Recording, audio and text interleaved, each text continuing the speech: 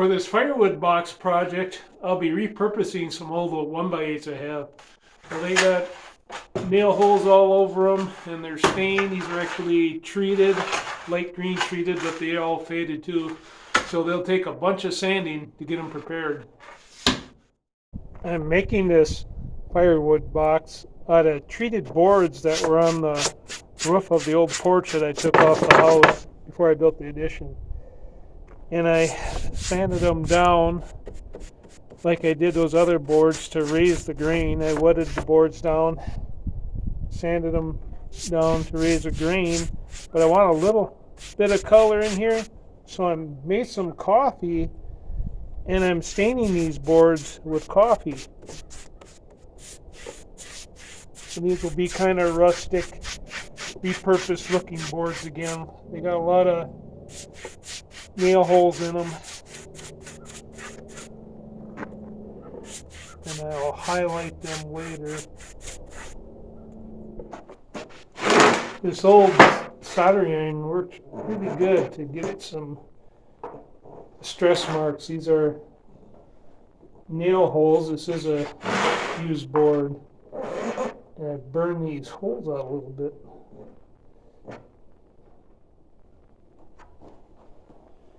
And you can just add a few if you want. This works pretty good for doing that. And I'm going around and burning the edges.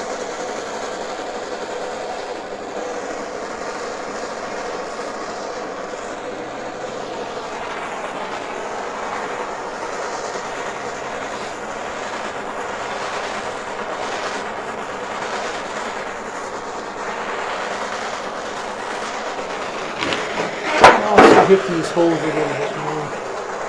Just a little dab around this hole.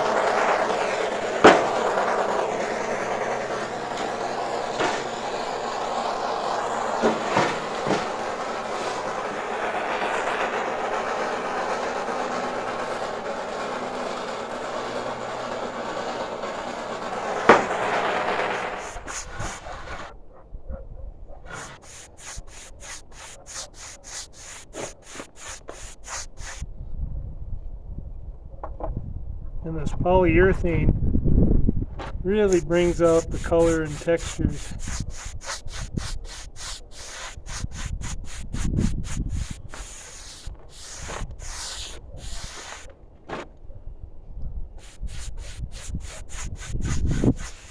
I didn't use coffee in all these boards to stain them. I ran out of coffee and I tried something else. Worcestershire sauce.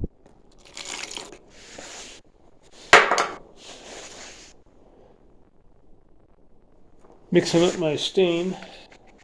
Mixing half and half.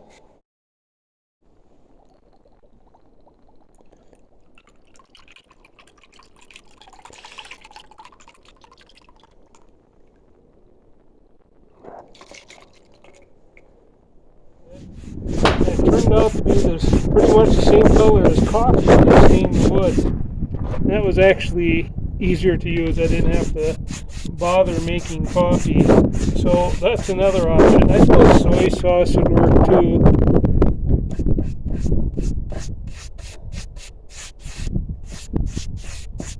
But these boards are getting that nice distressed look.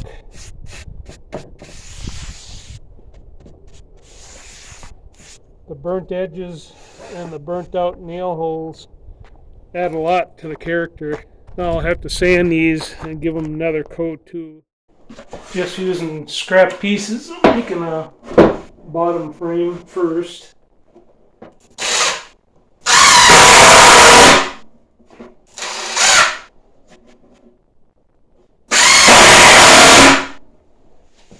So now I got my bottom frame. This is going to be up inside the box, and I got a top frame I made out of 2x2s. This is 3/4 inch plywood, and I'm going to put some coaster wheels underneath there. And now I'll start laying out boards on here. I think I'll hold these down maybe a 1/4 inch. Then I'll go flush with the top of this frame.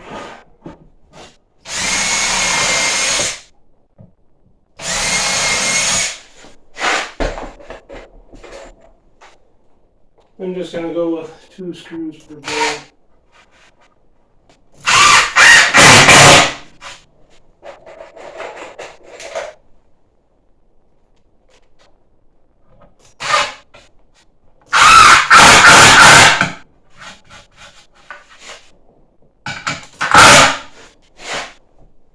I'm drilling it so I don't split the board on the bottom here. I think I'm going to hold the boards down a pencil thickness.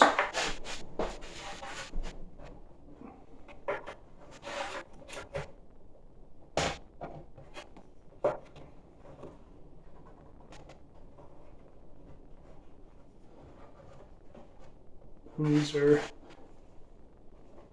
used boards, so it looks like I got holes already.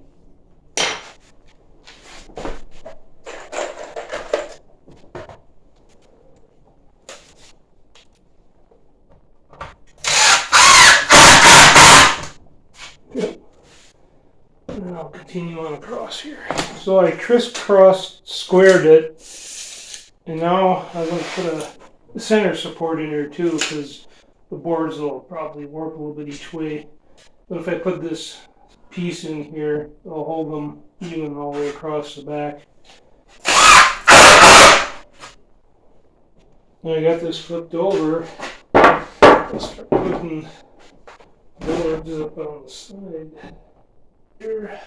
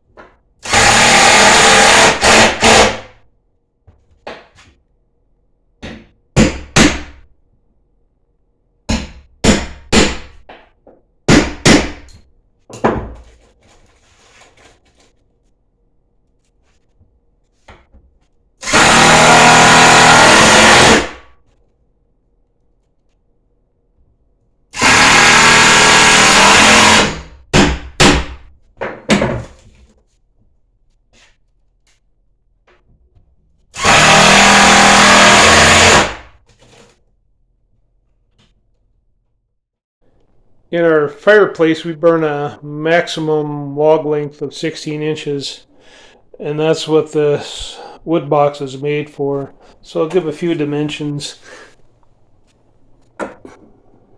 You got just a little over 16 inches inside, and the width just a little over 30 inches. Height of the box total with the top is about 44 3/4, a little under. With the wheels, it's a little bit more, it's just under 4 feet. So we can fill it up with quite a bit of wood. I can just wheel it right over here to the door, fill this up, and then when I need firewood for over by the fireplace, I can just wheel the whole box over there and load up that little cubby hole we have for firewood over by the fireplace. That way I'm not tracking in all kinds of dirt and debris. That's one of the reasons why we're putting this firewood box in here, so I'll have enough for a few days, and I'm not tracking all the dirt and stuff in if I just take an armload at a time over there directly from outside. And we'll stick it right under the deer head.